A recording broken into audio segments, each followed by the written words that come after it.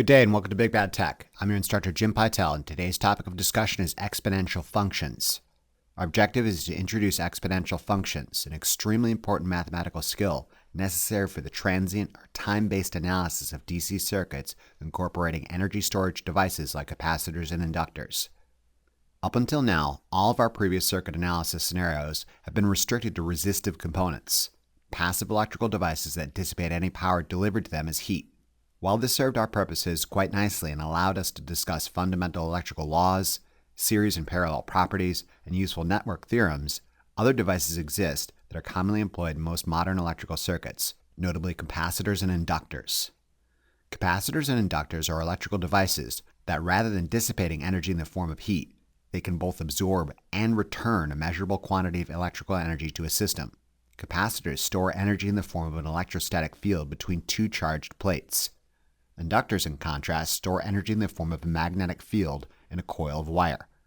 Both these devices are sometimes known as reactive components, and they can be employed in both DC and AC circuits. Being both a means of temporarily absorbing and returning energy, circuits employing these reactive devices necessarily require more sophisticated analysis techniques than those previous skills we employed in steady-state analysis of circuits employing only resistors. The intention of today's lecture is to discuss the mathematical techniques commonly employed in the upcoming transient analysis of DC circuits. Transient, again, means time-based analysis and concerns itself with sudden changes in voltage and/or current as a function of time, both conditions which highlight the unique characteristics of capacitors and inductors. Fair warning, this is a long lecture and presents some pretty esoteric math skills.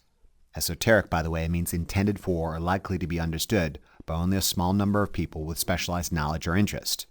My advice to you is this: get interested in this topic, acquire this specialized knowledge, and get this monkey off your back as quick as you can. Otherwise, acquisition of the upcoming electrical theory making use of these math skills simply will not happen. Pay now and play later, or play now and get hopelessly lost later. The choice is yours. Let us begin by examining the number e and review negative exponents. By themselves, these concepts are readily understood by most mathematically competent individuals, but for some reason, people freak out when you put them both together. Let's not freak out and take a look at them separately before we put these concepts together. The number e, quite like its irrational and transcendental buddy pi, has a unique place in many different natural phenomena, electricity being just one of them. E is a number that can be expressed out to an infinite number of decimal places as 2.71828182846 blah blah blah blah blah. One obtains the value E by memorizing it to a desired degree of accuracy or by recalling it from a calculator.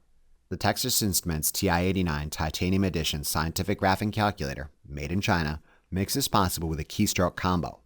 One presses the green diamond key and then the X key, where e raised to the x is written in green above the x key. The calculator then asks to which power we wish to raise e to. For the purposes of just getting the value of e, we raise e to the power of 1, close the parentheses, and press enter. The calculator spits back 2.71828 blah blah blah blah blah blah, as we'd expect. Note that I've set up my Texas Instruments TI-89 Titanium Edition Scientific Graphing Calculator up in a very specific manner, and I am emphatically recommending you do the same. I detail how to set up the scientific calculator way back in the DC Math lecture, available at the Big Bad Tech channel. Please check out this lecture if you haven't done so already. If you want a quick refresher, here's how I've got mine set up. Display digits float. Angle, degree, exponential format engineering, complex format polar, exact approximate, approximate. If you're displaying different answers than I am, chances are you are doing it wrong or your calculator is set up incorrectly. Now that we all know how to find e to the desired decimal place, let's review negative exponentiation. A negative exponent is when a number is raised to a negative power, as in 10 to the negative third. The negative sign means the base 10 is on the bottom side of a fraction and then it is raised to that power. In this case, 10 to the negative third means 1 over 10, where 10 is raised to the third power. 10 to the third is 10 times 10 times 10, or 1,000. So the expression 10 to the negative third is 1 over 1,000, or in decimal form, 0.001.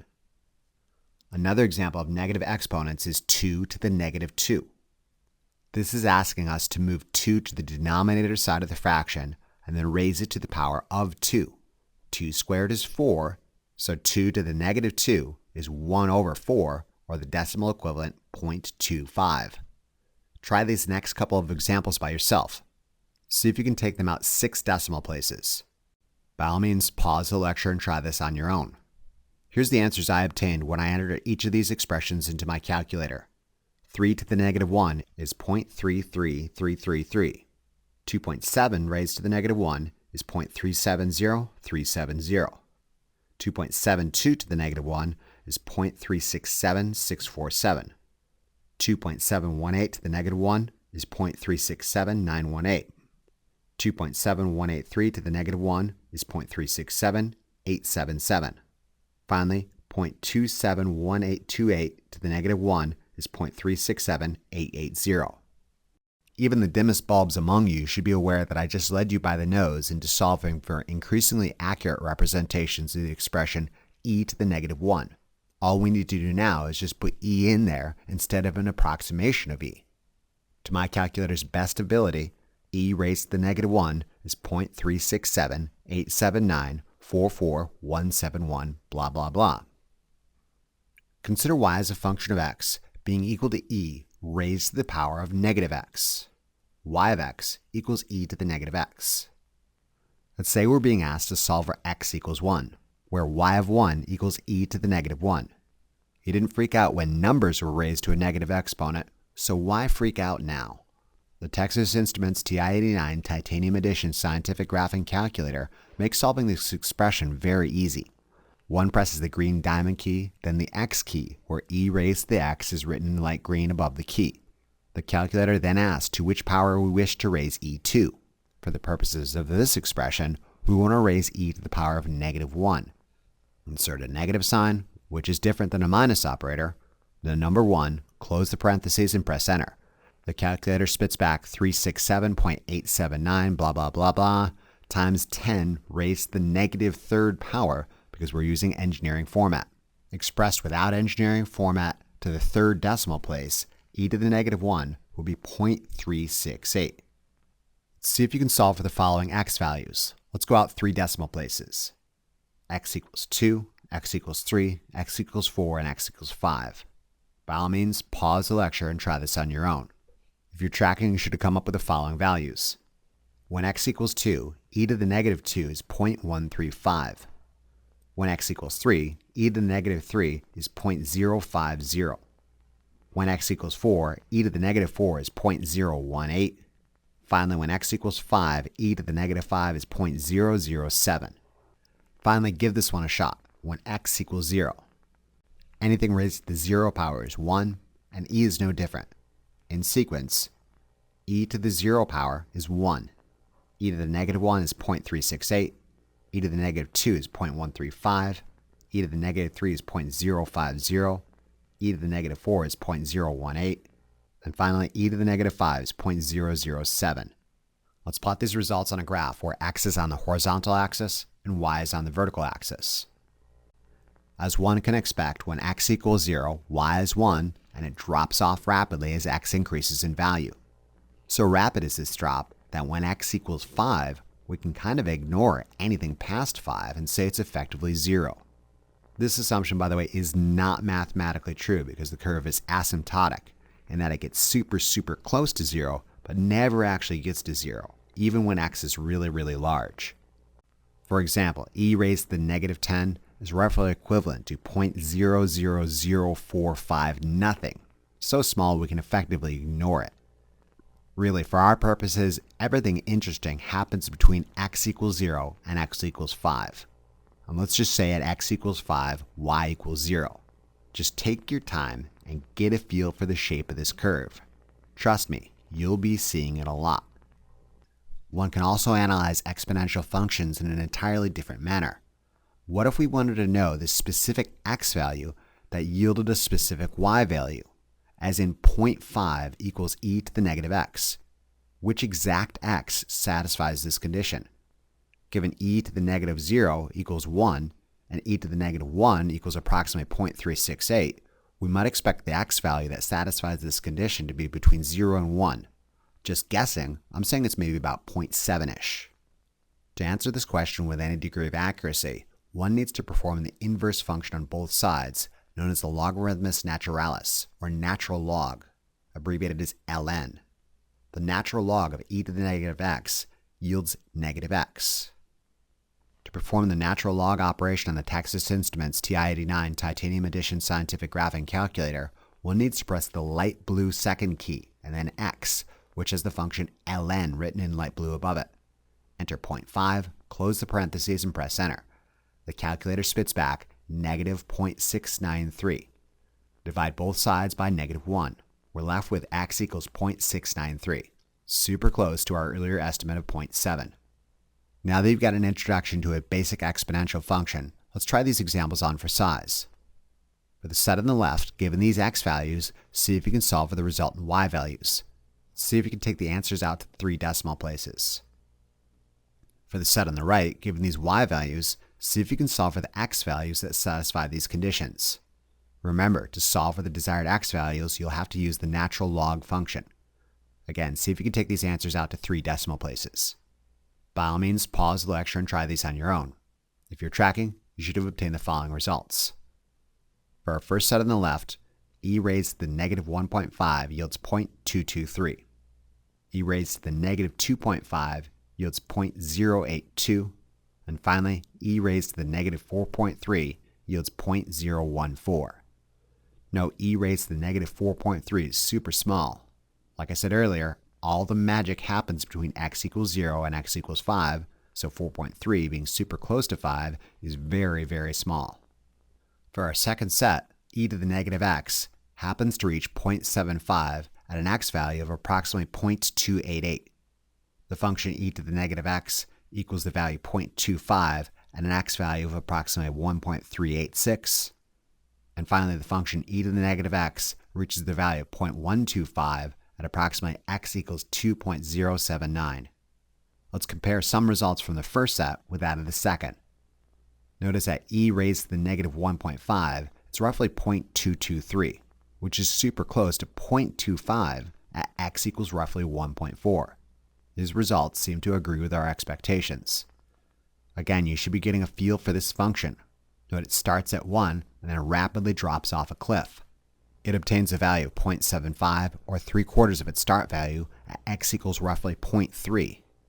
It obtains a value of 0.5, or half its start value, at x equals roughly 0.7. It obtains a value of 0.25, or 1/4 of its start value, at x equals roughly 1.4. And it obtains a value of 0.125, or 1/8 of its start value, at just past x equals 2. Like I said earlier, all the magic does happen between x equals 0 and x equals 5, but if you think about it, all the really, really important magic happens between 0 and roughly 2. Between x equals 0 and x equals roughly 2, our function goes from a start value of 1 to 1/8 its start value, and then from x equals roughly 2 to the remaining x equals 5, it slowly degrades to effectively 0. Because we'll be using this function so frequently, it might be a recommended practice to include evaluations of e to the negative x at specific x values on your cheat sheet. Rounded to the thousandths place, they are at x equals 0, y equals 1. At x equals 1, y equals approximately 0.368. At x equals 2, y equals 0.135. At x equals 3, y equals 0.050. At x equals 5, y equals 0.018. Finally, at x equals 5, y equals roughly 0. Alright, let's step this up a notch. What happens if I put a constant in front of the exponential function, as in y of x equals a times e to the negative x? The answer is not much. Just multiply the result of the exponential times the constant a. For example, consider the expression y of x equals 6 times e to the negative x. What does y of x equals 6 times e to the negative x look like if we plotted it for x values from 0 to 5? Big surprise, it looks exactly like e to the negative x, only it starts at 6 and drops to 0 by x equals 5. Let's say we're being asked to evaluate this function at x equals 1.9. Substitute x equals 1.9 into the expression. E raised to the negative 1.9 is roughly 0.150. 6 times roughly 0.150 is roughly 0.897. Too easy. We can also solve for unknown x values given known y values. For example, consider the question, at what x value does 6 times e to the negative x equal 5? Answering this question necessitates we isolate the exponential function on one side of the equal sign by dividing both sides by 6. 6 cancels out, and we're left with 5/6, or 0.833, equals e to the negative x. Take the natural log of both sides. The natural log of 0.833 equals approximately negative 0.182. Get rid of the negative signs on both sides. We're left with x equals 0.182. If you want to, you can check your work. 6 times e raised to the negative 0.182 equals 6 times 0.833, which equals 5. It makes sense. Try these example expressions on for size. For the set on the left, given the x value, solve for the resultant y value. For the set on the right, solve for the x value that yields the specified y value. By all means, pause the lecture and try this on your own. If you're tracking, you should have obtained the following values. When x equals 0.8, 12 times e to the negative x equals roughly 5.4. When x equals 1.8, 8 times e to the negative x equals roughly 1.3. Finally, when x equals 2.2, 24 times e to the negative x is equal to roughly 2.7. For our second set at roughly x equals 0.693, 12 times e to the negative x should equal 6. This agrees with our earlier observations. 6 is half of 12, or 0.5. At roughly x equals 2.079, 8 times e to the negative x should equal 1. This again agrees with our earlier observations. 1 is 1/8 of 8. Finally, at x equals roughly 0.693, 24 times e to the negative x should equal 12. This again agrees with our earlier observations. This all makes sense. 12 is half of 24, or 0.5. Finally, if we were to plot any of these functions for values of x equals 0 to 5, they all look astoundingly similar. All functions start at the specified constant value, and they rapidly drop to 0 by x equals 5. You should be arriving at some level of familiarity with this function. The general use function, a times e to the negative x, starts at some constant a value and then rapidly drops to 0 by x equals 5. If I was to qualify the general use function a times e to the negative x use only words, I'd call it start at a and rapidly decay. Can you dig this on every level that I do? By all means, pause the lecture and stare at this without blinking until you do. But wait, there's more. Exponential functions can also model growth. What if we perform the following operation? 1 minus e to the negative x. This modification should not present too much of an obstacle. Consider 1 minus e to the negative x at the following values. X equals 0, 1, 2, 3, 4, and 5. When x equals 0, 1 minus e to the negative 0 is 1 minus 1, or 0. When x is 1, 1 minus e to the negative 1 is 1 minus 0.368, or 0.632. When x is 2, 1 minus e to the negative 2 is 1 minus 0.135, or 0.865. When x is 3, 1 minus e to the negative 3 is 1 minus 0.05, or 0.95. When x is 4, 1 minus e to the negative 4 is 1 minus 0.018, or 0.982. Finally, at x equals 5, 1 minus e to the negative 5 is 1 minus 0.007, or 0.993. For all intents and purposes, 1. Let's just go with it and say 1 minus e to the negative x at x equals 5 does in fact equal 1. When we plot these results on a graph, it forms a pretty understandable shape.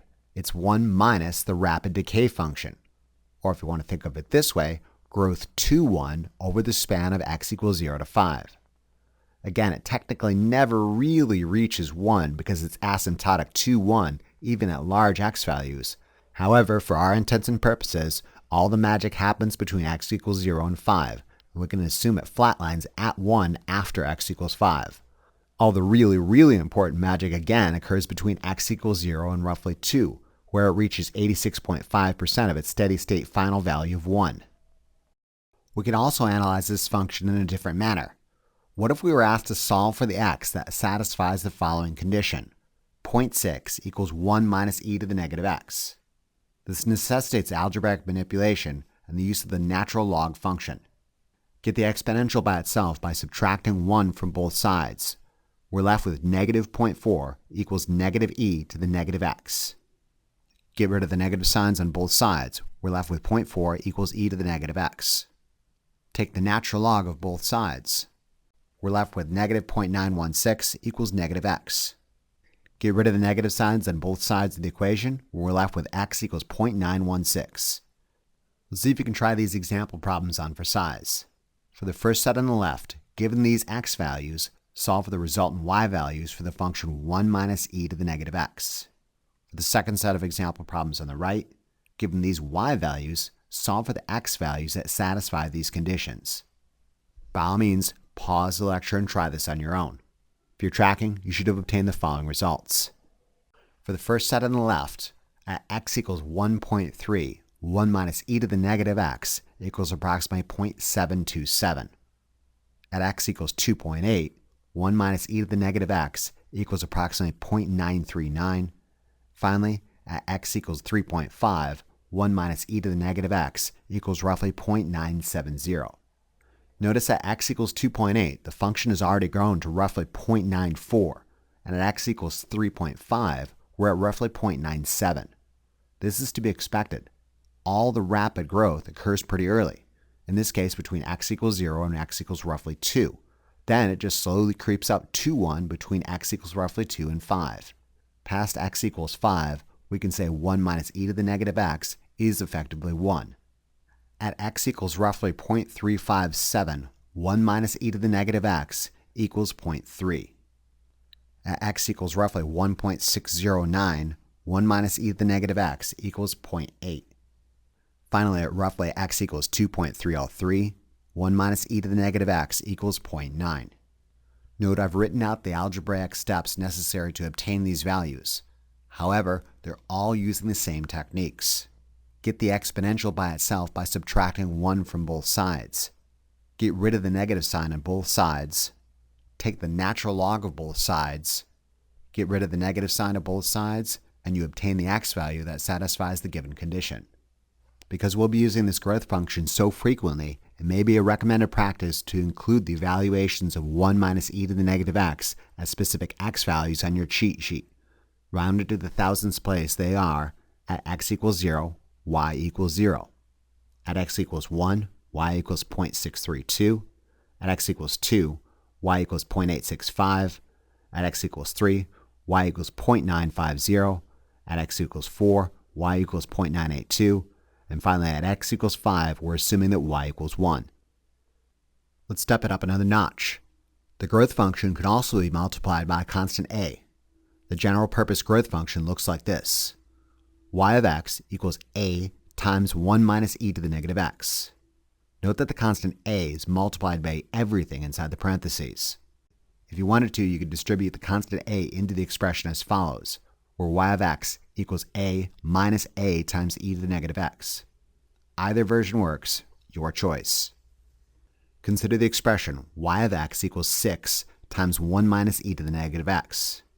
If you're so inclined, you could also write the same expression as y of x equals 6 minus 6 times e to the negative x. Let's say we're being asked to evaluate this expression at x equals 1.1. Substituting 1.1 into the equation yields 6 times 1 minus e to the negative 1.1. E to the negative 1.1 is 0.333. 1 minus 0.333 is 0.667. 0.667 times 6 is roughly 4.003. Let's try this in reverse. At what x value does 6 times 1 minus e to the negative x equal exactly 4? Divide both sides by the constant 6. Subtract 1 from both sides. Get rid of the negative signs on both sides. Take the natural log of both sides. And get rid of the negative sign on both sides. We're left with x equals 1.099, super close to 1.1. What does the function y of x equals 6 times 1 minus e to the negative x look like if we plotted it for x values 0 to 5? Big surprise, it looks like 1 minus e to the negative x, only it starts at 0 and rises to 6 by x equals 5. Try these example problems on for size. For the first set on the left, given these x values, solve for the resultant y values. For the second set on the right, given these y values, solve for the x values that satisfy these conditions. By all means, pause the lecture and try these examples on your own. If you're tracking, you should have obtained the following results. When x equals 0.7, the function 12 times 1 minus e to the negative x yields a value of approximately 6.041. At x equals 1.8, the function 8 times 1 minus e to the negative x yields a value of approximately 6.678. At x equals 2.3, 24 times 1 minus e to the negative x yields a value of approximately 21.594. For our second set on the right, the function 12 times 1 minus e to the negative x obtains a value of 10 at x equals roughly 1.792. The function 8 times 1 minus e to the negative x obtains a value of 5 at x equals roughly 0.981. The function 24 times 1 minus e to the negative x obtains a value of 10 at roughly x equals 0.539. Again, I've illustrated the algebraic steps necessary to obtain these values, but it's all the same techniques. Get 1 minus e to the negative x by itself by dividing both sides by a constant. Get the exponential by itself by subtracting 1 from both sides. Get rid of the negative signs on both sides. Take the natural log of both sides, get rid of the negative signs on both sides, and you obtain the x value that satisfies that given condition. Finally, if we were to plot any of these functions for values of x equals 0 to 5, they would all look astoundingly similar. All functions start at 0 and rise to the specified constant value by x equals 5. 12 times 1 minus e to the negative x starts at 0 and grows to 12 over a span of x equals 0 to x equals 5. 8 times 1 minus e to the negative x starts at 0 and grows to 8 over a span of x equals 0 to x equals 5. And finally, big surprise, 24 times 1 minus e to the negative x starts at 0 and grows to 24 over a span of x equals 0 to x equals 5. Notice how the function 24 times 1 minus e to the negative x in blue gets to a value of 10 at x equals roughly 0.539. Much sooner than 12 times 1 minus e to the negative x at red, this again makes perfect sense. Given both functions grow from 0 to either 12 or 24 in the same span of x equals 0 to x equals 5, the one growing from 0 to 24 will hit 10 a lot sooner than the one that needs to grow from 0 to only 12.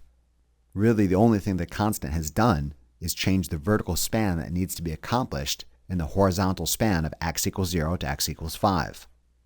You should be arriving at some level of familiarity with this general purpose growth function.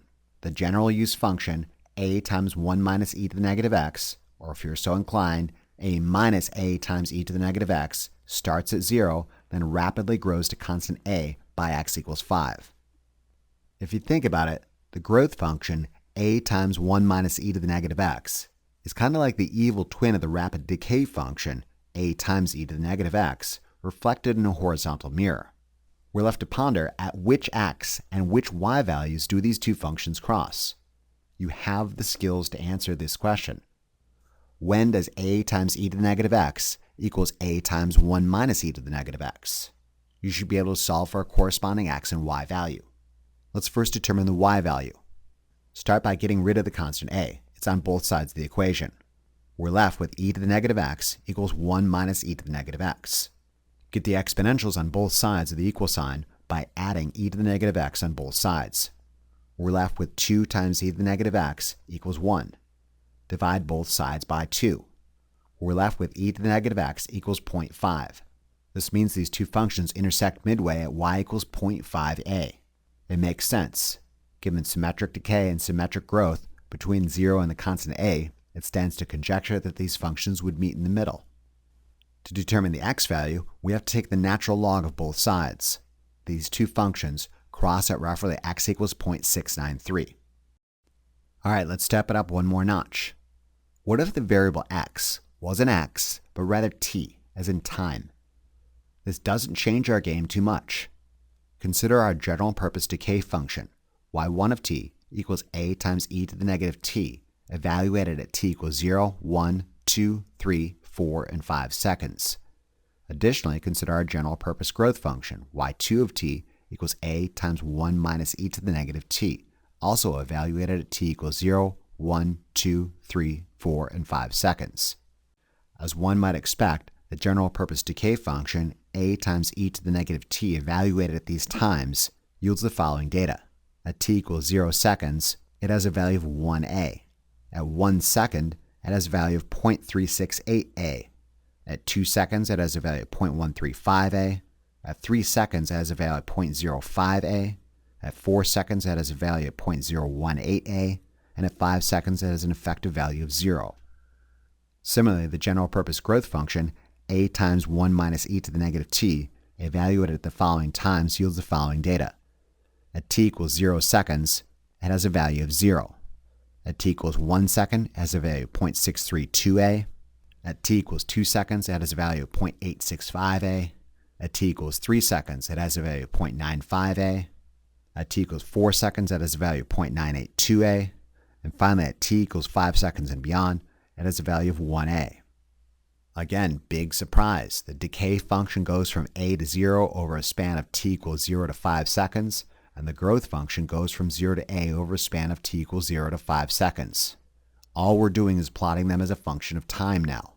Whether you plot these curves as function of variables x, t, z, b, or p, these curves really don't change, the shape of which should now be burned into your retinas. And if they aren't now, they will be soon.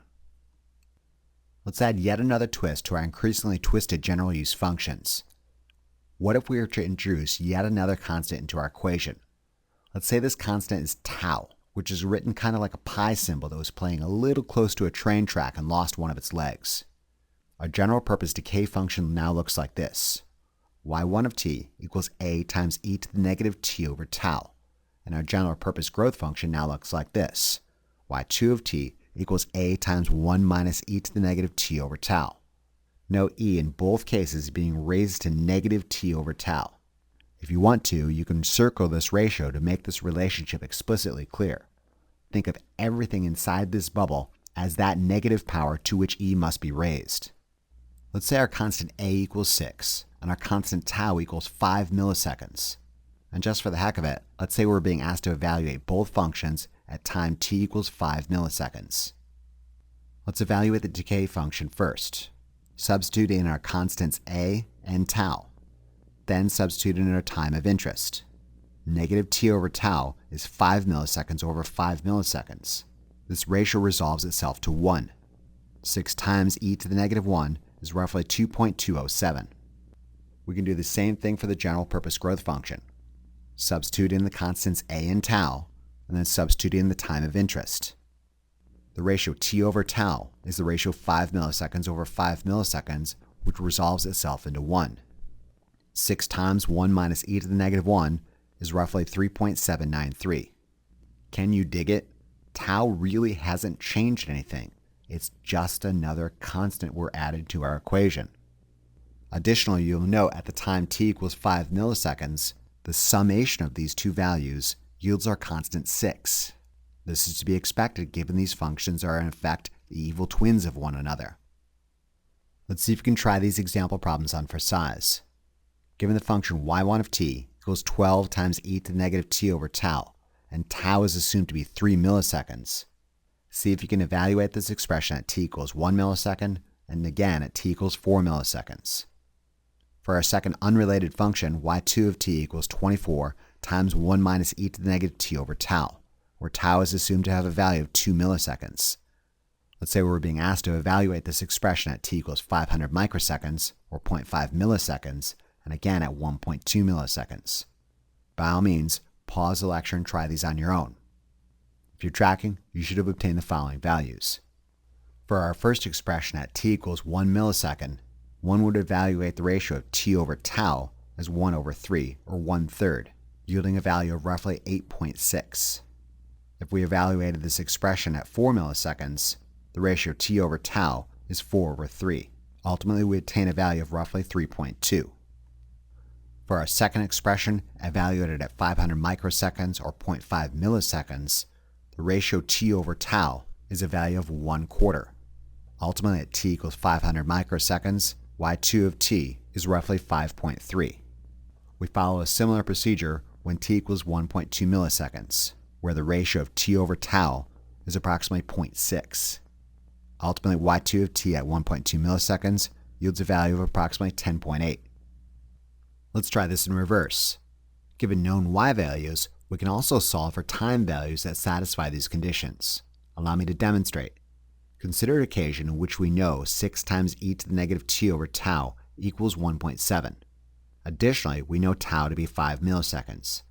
At what time value is this condition true? Substitute tau equals 5 milliseconds into our equation. We're left with 6 times e to the negative t over 5 milliseconds equals 1.7.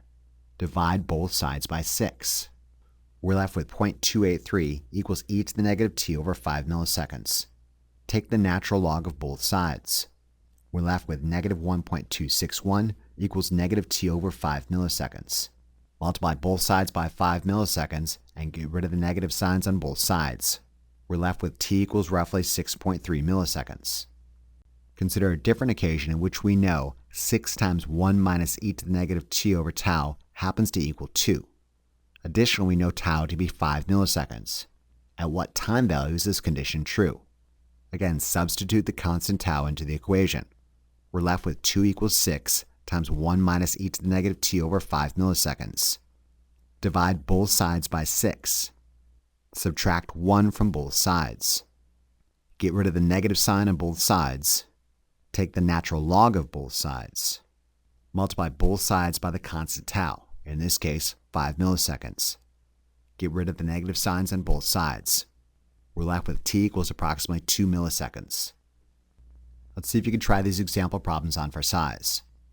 Our first problem asks us to solve for at which time the function 12 times e to the negative t over tau equals a value of 7.5, where tau happens to have a value of 3 milliseconds.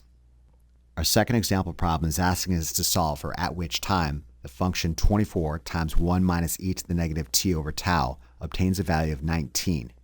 In this case, tau is assumed to have a value of 2 milliseconds. By all means, pause the lecture and see if you can try this on your own. If you're tracking, you should have obtained the following values. To solve for the first time, we need to divide both sides by the constant 12, and then take the natural log of both sides. Then we multiply both sides by the constant tau, in this case 3 milliseconds, and get rid of the negative signs on both sides of the equation. We're left with a time value of approximately 1.4 milliseconds. To solve for the second desired time, we need to divide both sides by the constant 24, and then subtract 1 from both sides. Then remove the negative sign from both sides of the equation and take the natural log of both sides. Then we multiply both sides by the constant tau, in this case 2 milliseconds, and get rid of the negative signs on both sides of the equation. We're left with t equals approximately 3.1 milliseconds. The constant tau might initially seem like troublesome mathematic baggage. However, differing tau values can influence the shape of our curves as functions of time. Allow me to demonstrate. Tau is known as the time constant. We'll learn in later lectures, tau is determined by specific electrical properties of the circuit under consideration. As we demonstrated, the ratio t over tau influences to which negative power e in our function of interest is raised to.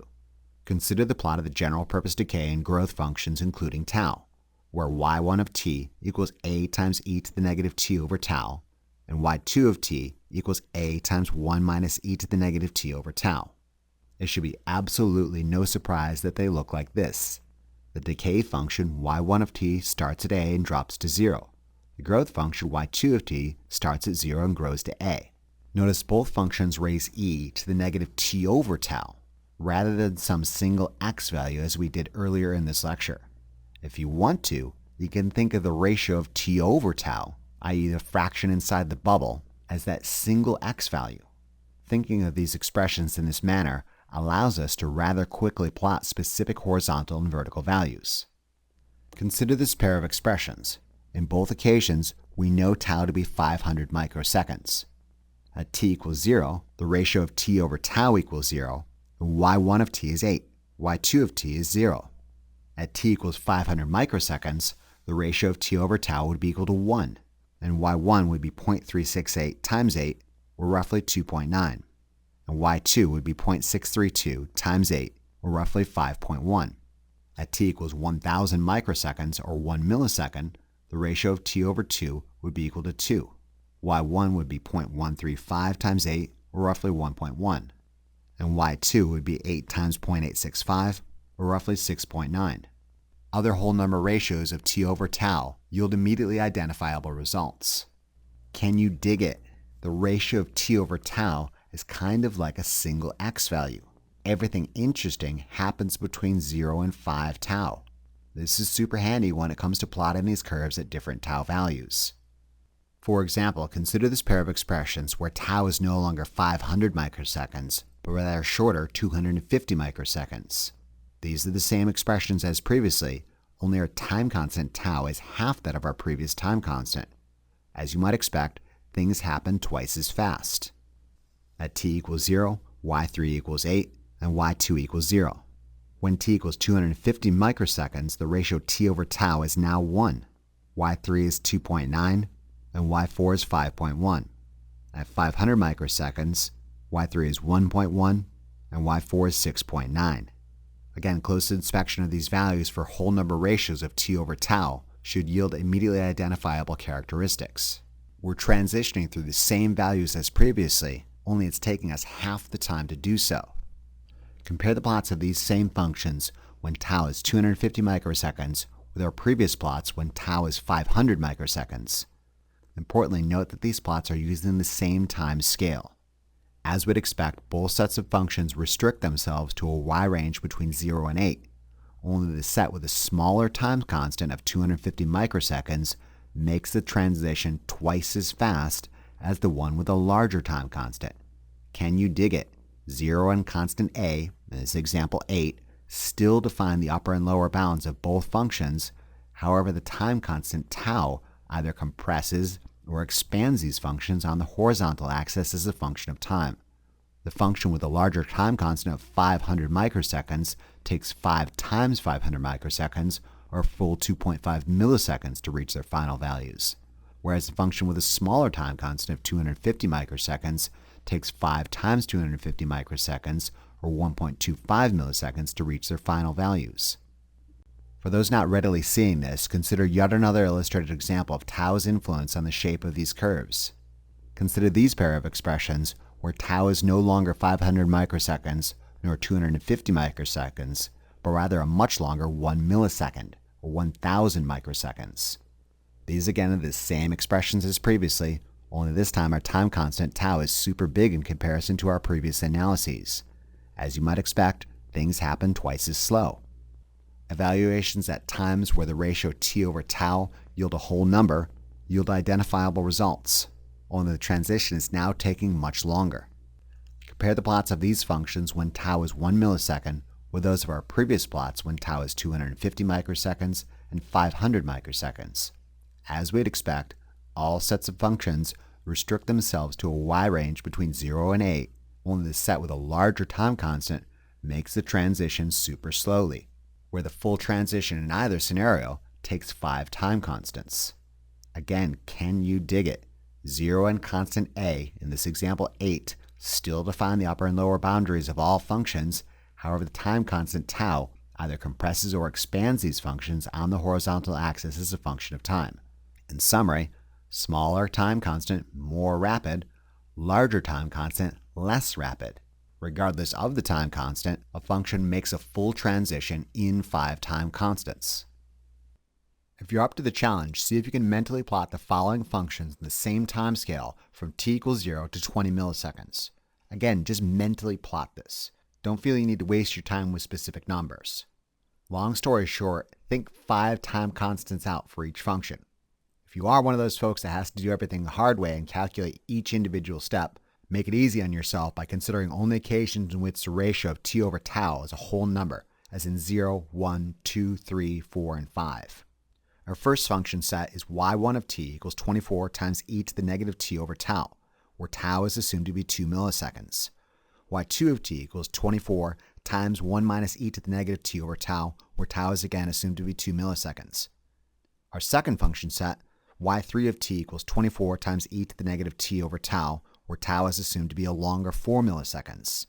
y4 of t is 24 times 1 minus e to the negative t over tau, where tau is again assumed to be a longer 4 milliseconds. Which function will win and who will be left behind? By all means, pause the lecture and see if you can do this on your own. If you're tracking, your plot should look something like this. y1 of t goes from 24 to 0 in a span of 0 to 10 milliseconds. And y2 of t goes from 0 to 24 in a span of 10 milliseconds, where these 10 millisecond spans represent 5 time constants, each time constant being 2 milliseconds. Not a lot changes for y3 and y4, although they do take a lot longer to make the same transition from 0 to 24 and 24 to 0, given the larger time constant tau of 4 milliseconds. y3 of t also goes from 24 to 0, only takes a longer time span of 0 to 20 milliseconds, and y4 of t also goes from 0 to 24 in a span of 20 milliseconds, where again 20 milliseconds represents 5 time constants, where each time constant for this function set being 4 milliseconds. Again, the time constant tau influences the compression or expansion of these transient functions on the horizontal time axis. Functions with smaller time constants make the same transition more rapidly, whereas functions with larger time constants make the same transition over a longer time period. Let's quickly check your understanding of this concept before we move on. Consider another set of exponential decay and growth functions modeled as having transitions between 0 and 12 or vice versa. The first set makes a complete transition in 150 microseconds, an extremely rapid, abrupt transition. The second set, in contrast, makes the same transition over a relatively relaxed time span of 500 microseconds. Which set has a smaller time constant? Which set has a larger time constant? Obviously, the first set makes a quicker transition, so the first set obviously has a smaller time constant. And the second set, identified with a slower transition, has a larger time constant. The somewhat harder follow-up question is this: what are the time constants for these two sets? If you're struggling, here's a hint. As we previously demonstrated, these functions make a transition between x equals 0 and x equals 5. Think 5 time constants out. If you're tracking, you should have arrived at these conclusions. Given the first set makes the complete transition over a span of 150 microseconds, this represents a span of 5 time constants. 150 microseconds divided by 5 yields 30 microseconds. Similarly, given the second set makes the complete transition over a span of 500 microseconds, this still represents a span of 5 time constants. 500 microseconds divided by 5 equals 100 microseconds. While we're on the subject of time constants, allow me to draw your attention to an expedited analysis technique. The general purpose decay function, a times e to the negative t over tau, and the general purpose growth function, a times 1 minus e to the negative t over tau, also have general purpose plots if one uses increments of tau on the horizontal time axis. Really, the only quantities the user needs to be aware of is the constant a and the time constant tau. The constant a forms the upper and lower bounds of each function. The smaller time constants mean one is zoomed in on the horizontal scale, whereas larger time constants mean one is zoomed out on the horizontal scale. One can use these general purpose plots to accelerate the analysis of transient functions. Consider these two functions. y1 of t equals 16 times e to the negative t over 5 milliseconds, and y2 of t equals 16 times 1 minus e to the negative t over 5 milliseconds. Our constant a, forming our upper and lower bounds for each function, is 16. Our time constant for both functions is 5 milliseconds. 5 milliseconds represents one time constant. 10 milliseconds represents 2 time constants. 15 milliseconds represents 3 time constants. 20 milliseconds represents 4 time constants, and finally 25 milliseconds represents 5 time constants. In summary, y1 of t goes from 16 to 0 in 25 milliseconds, and y2 of t goes from 0 to 16 in 25 milliseconds. If you think about it, it's really formulaic. All you need to know is the start point, the end point, and the time constant. By now, you should be getting a good feeling for the general purpose decay and the general purpose growth functions. You might even be getting bored of them by now. I hate to break this to you, but as useful as these functions are, they don't cover all analysis scenarios, and sometimes more complicated conditions present themselves.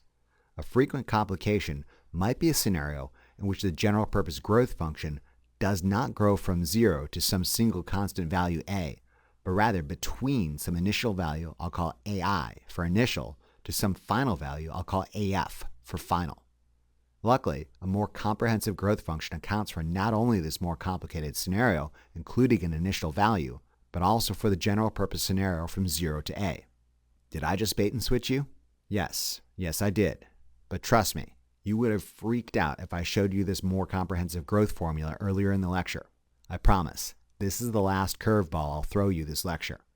A more comprehensive growth function might look something like this, where y of t is equal to af plus ai minus af times e to the negative t over tau, where ai is the initial value and af is the final value that might be achieved if the function was allowed to progress for a time span of a full 5 time constants, whatever that time constant might be.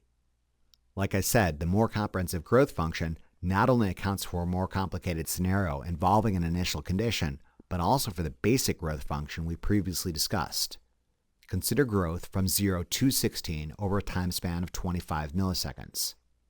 This can be modeled using the general purpose growth function as y of t equals 16 times 1 minus e to the negative t over 5 milliseconds. Again, the growth function reaches the steady state value 16 in 5 time constants. 25 milliseconds divided by 5 means it has a time constant of 5 milliseconds. If we were to use the more comprehensive growth function, we can similarly model the same behavior as having an initial value, ai of 0, and a final value, af of 16, also with a time constant of 5 milliseconds. Substituting these values into the more comprehensive growth function yields y of t to be equal to 16 plus 0 minus 16 times e to the negative t over 5 milliseconds. 0 minus 16 is minus 16, which leaves 16 minus 16 times e to the negative t over 5 milliseconds. Factoring out the 16 yields 16 times 1 minus e to the negative t over 5 milliseconds, the exact same formula we obtained using the more comprehensive growth function. Like I said, the more comprehensive growth function also accounts for the general purpose scenario. Since the more comprehensive growth function works for both scenarios, my advice is to use only the more comprehensive growth function in the event you're presented with a more complicated analysis scenario. Speaking of which, let's examine a more complicated analysis scenario. Consider an occasion in which growth starts at an initial value of 4 and then reaches 16 over the span of 25 milliseconds. Using the more comprehensive growth function, we can model this behavior as having an initial value, ai of 4, and a final value, af of 16, also with a time constant of 5 milliseconds. Substituting these values into the more comprehensive growth function yields y of t to be equal to 16 plus 4 minus 16 times e to the negative t over 5 milliseconds. 4 minus 16 is minus 12, which leaves 16 minus 12 times e to the negative t over 5 milliseconds. Compare and contrast the plot of growth from 0 to 16 in brown with that of growth from 4 to 16 in green over the same time span of 25 milliseconds. As one might expect, growth from 4 to 16 needn't be as abrupt as growth from 0 to 16, given it's got a head start of 4 and only exhibits a differential of 12. Consider yet another more complicated analysis scenario in which growth starts at an initial value of negative 8 and then reaches 16, also over a span of 25 milliseconds. Using the more comprehensive growth function, we can model this behavior as having an initial value, ai of negative 8, and a final value, af of 16, also with a time constant of 5 milliseconds. Substituting these values into the more comprehensive growth function yields y of t to be equal to 16 plus negative 8 minus 16 times e to the negative t over 5 milliseconds. Negative 8 minus 16 is minus 24, which leaves 16 minus 24 times e to the negative t over 5 milliseconds. Compare and contrast our two previous plots with that of growth from negative 8 to 16 over the same time span of 25 milliseconds. As one might expect, the growth from negative 8 to 16 is super abrupt, given it's lagging behind the others and exhibits a total differential of 24. All three plots still exhibit a characteristic growth curve shape. The initial value simply changes the differential that needs to be crossed in the same time period. The initial value, if you want to think of it this way, either gives the function a head start or holds it up. As a result, the growth function might appear vertically squashed down or stretched out. Using the more comprehensive growth functions, we can also solve for specific y and time values. Consider the function with an initial value of 4 and a final value of 16 and a time constant of 5 milliseconds, where y of t equals 16 minus 12 times e to the negative t over 5 milliseconds.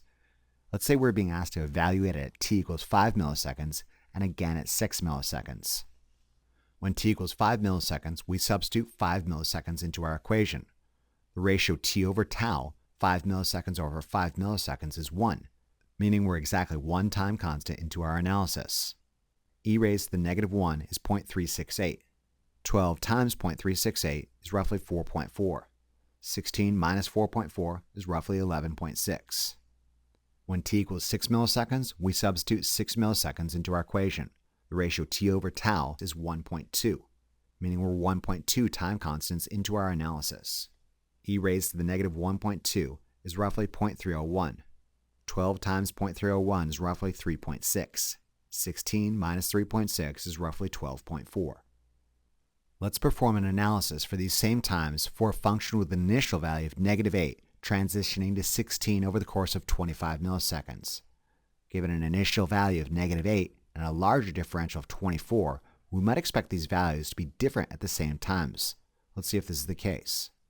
This function could be modeled as having the expression 16 minus 24 times e to the negative t over 5 milliseconds. Let's again say let's evaluate this function also at t equals 5 milliseconds and again at 6 milliseconds. When t equals 5 milliseconds, we substitute 5 milliseconds into our equation. The ratio t over tau, 5 milliseconds over 5 milliseconds, is 1, meaning we're one time constant into our analysis. E raised to the negative 1 is 0.368. 24 times 0.368 is roughly 8.8. 16 minus 8.8 is roughly 7.2. When t equals 6 milliseconds, we substitute 6 milliseconds into our equation. The ratio t over tau, 6 milliseconds over 5 milliseconds, is 1.2, meaning we're 1.2 time constants into our analysis. E raised to the negative 1.2 is 0.301. 24 times 0.301 is roughly 7.2. 16 minus 7.2 is roughly 8.8. Let's compare and contrast the instantaneous values at 5 milliseconds of these two functions, one with a 4-unit head start, the other one starting at negative 8. At 5 milliseconds, the function in green has a value of 11.6. At 5 milliseconds, the function in purple has a value of 7.2. Can you dig it? At the same times, the function with a head start of 4 has a higher value and a shallower slope than the one with an initial value of negative 8. Coming at this from a different direction, at the same times the function with an initial value of negative 8 has a lower value and a steeper slope than the one with a head start of 4. This being said, both functions still reach 16 at 25 milliseconds. It makes sense. Finally, one can also solve for time values that satisfy specific y conditions. For example, given the expression y of t equals 16 minus 12 times e to the negative t over 5 milliseconds, let's say we want to know at which time value this function reaches 10, halfway between the initial value of 4 and the final value of 16. 10 equals 16 minus 12 times e to the negative t over 5 milliseconds. Solve for the t value that satisfies this condition. First, subtract 16 from both sides of the equation. Divide both sides by negative 12. Then take the natural log of both sides. Remove the negative sign from both sides of the equation and multiply both sides by 5 milliseconds. We're left with a time value of roughly 3.5 milliseconds. Let's try the same technique for the function with an initial value of negative 8. Let's say we want to know when the function y of t equals 16 minus 24 times e to the negative 2 over 5 milliseconds reaches 0 on the way up from negative 8 to 16. 0 equals 16 minus 24 times e to the negative 2 over 5 milliseconds. Solve for the t value that satisfies this condition. Subtract 16 from both sides of the equation. Divide both sides by negative 24. Take the natural log of both sides. Remove the negative sign from both sides of the equation and multiply both sides by 5 milliseconds. We're left with a time value of roughly 2 milliseconds. Alright, put your understanding of the more comprehensive growth function to the test with this set of illustrated example problems. Let's say we're given a function that starts at 2 and grows to 12 over a span of 15 milliseconds. See if you can format this function using the more comprehensive growth function formula. Once you've got this function in the desired format, see if you can solve for the y value at t equals 4.5 milliseconds. Additionally, see if you can solve for the time value when y equals 10. The second example on the right features a function that starts at -5 and grows to 15 over a span of 300 microseconds. Obviously, these graphs are in different scales. As with the first example, format this using the more comprehensive growth function formula. Once you've got the formula in the desired format, see if you can solve for the y value at t equals 100 microseconds. Additionally, see if you can solve for the time value when y equals 0. By all means, pause the lecture and try this on your own. If you're tracking, you should have obtained the following results. For our first illustrated example, it looks like it has an initial value of 2 and a final value of 12, meaning it crosses a differential of 10 in 15 milliseconds. This time span represents 5 full time constants. 15 milliseconds divided by 5 is 3 milliseconds, meaning this function has a time constant of 3 milliseconds. The growth function formula would look something like this. Y of t equals 12 minus 10 times e to the negative t over 3 milliseconds. When t equals 4.5 milliseconds, we substitute 4.5 milliseconds into our equation. This yields an instantaneous value of roughly 9.8. Let's now determine at which time this function equals 10. 10 equals 12 minus 10 times e to the negative t over 3 milliseconds. Solve for the t value that satisfies this condition. One obtains a value of roughly 4.8 milliseconds. These results make sense. We demonstrated that the function obtains a value of roughly 9.8 at 4.5 milliseconds, and it seems logical that it reaches 10 a little bit higher, a little bit later at roughly 4.8 milliseconds. Our second illustrated example looks like it has an initial value of -5 and a final value of 15, meaning it crosses a differential of 20 in 300 microseconds. This time span represents 5 full time constants. 300 microseconds divided by 5 is 60 microseconds, meaning this function has a time constant of 60 microseconds. The growth function would look something like this. Y of t equals 15 minus 20 times e to the negative t over 60 microseconds. When t equals 100 microseconds, we substitute 100 microseconds into our equation. This ultimately yields a value of roughly 11.2. Let's now determine at which time this function crosses the horizontal axis and equals 0.